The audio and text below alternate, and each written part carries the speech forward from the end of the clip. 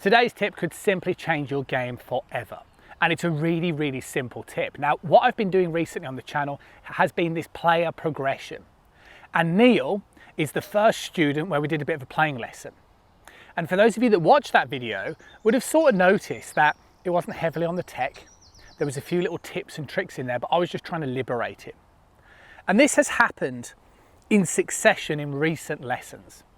I had a lady golfer who was a higher handicapper, and I had a gentleman golfer who was a lower handicapper. And what I sort of noticed was that both of these golfers had just become very much immobile and very stuck.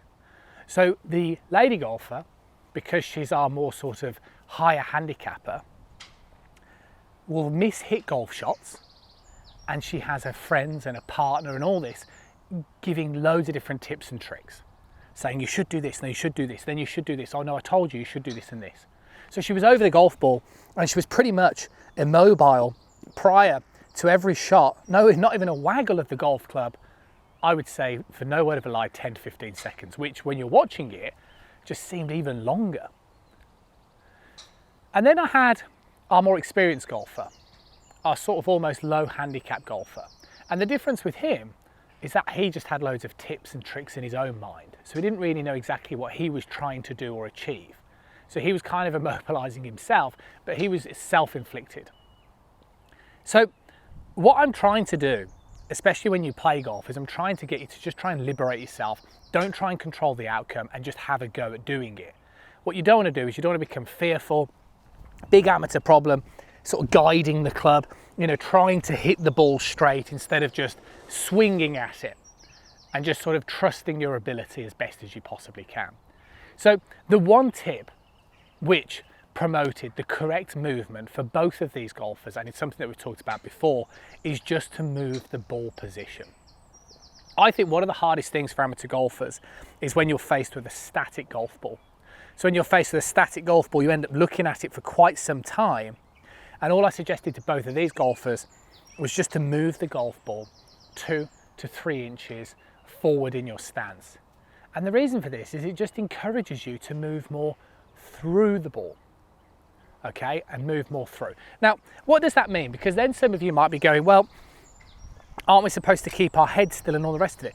Of course you are. But what moving through the ball really means is rotation. So if I swing up towards the top, right, let me move this ball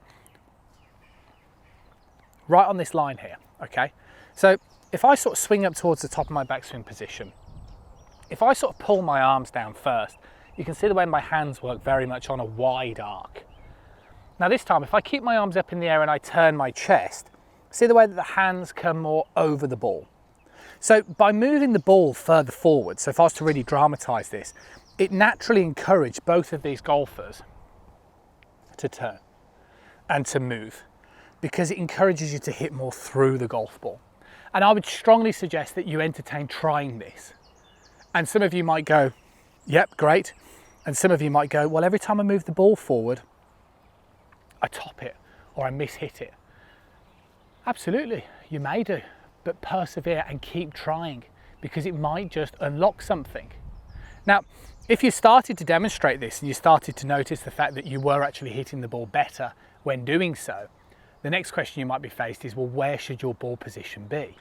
Well, it can be different for each golfer.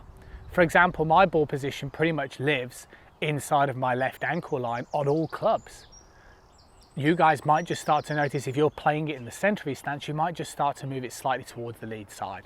But what I'm promising you is you are going to play much better golf if you are more liberated.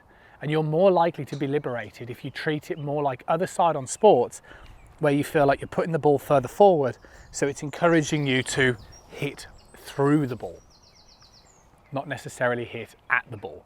And rotation is key, and this drill teaches you to rotate without thinking about it too much. And that's why I'd strongly suggest that you give it a go, because if you're stuck on the golf course and you're struggling with ideas of what to do, this could just simply just refresh everything and just help you play much better golf. Give it a go. I'll catch up with you guys again really soon.